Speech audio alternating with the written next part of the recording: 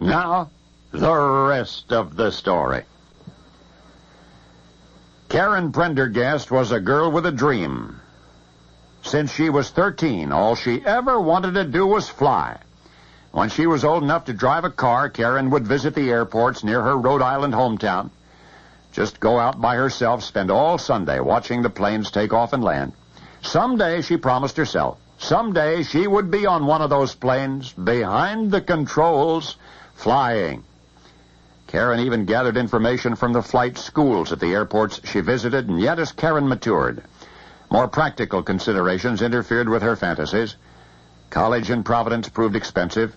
Perhaps after graduation, Karen could afford flying lessons, but after college came marriage, and then all of the responsibilities of full-fledged adulthood. So Karen put aside the whimsy of her youth, as most of us learn to do. And yet, deep down in her secret heart, she never lost her longing for the sky. And that brings us to the rest of the story. In the summer of 1985, Karen Prendergast was talking to a co-worker and suddenly confided the ambition that she'd had for more than 2 decades. What she did not know was that the man she was talking to was also a commissioner at Massachusetts Marshfield Airport. So, he said, "You've always wanted to fly? Why not?" August 2nd, Karen arrived at the airport, climbed into the cockpit of a Cessna 172 with the airport manager and flight instructor John Marcelletta. Karen had assumed that she was just going for a ride, and she was, but she would be piloting the plane as well. For the next hour, while the aircraft was sitting on the ground, John familiarized Karen with the controls and the instruments. She was told what everything was for, what to do in case of an emergency. This was Karen's very first flying lesson, remember, and yet so quickly did she absorb the necessary knowledge that right then and there, John told his new pupil, "All right, you're ready." Well, John made the first takeoff himself. He would not have to again.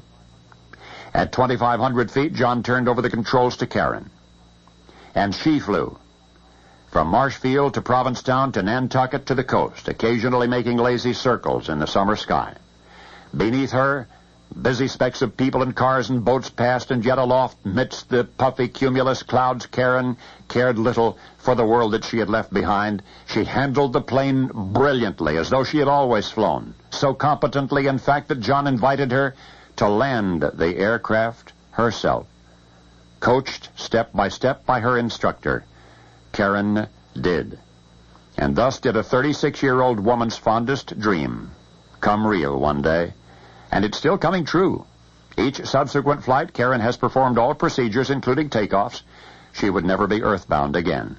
Her second home is a beautiful blue yonder, which she will never see. As she has wished since the age of 13, Karen Prendergast can fly now, with none but her own hands on the aircraft controls, with the voice of an instructor reading the instruments aloud. This is the only way Karen can fly. For 11 years ago, she was beset by a condition called retinopathy, which cost her her sight. Karen Prendergast, New England's newest flying lady, soars above breathtaking scenery, which must be described to her, for Karen is entirely blind. But now, well, now you know the rest of the story.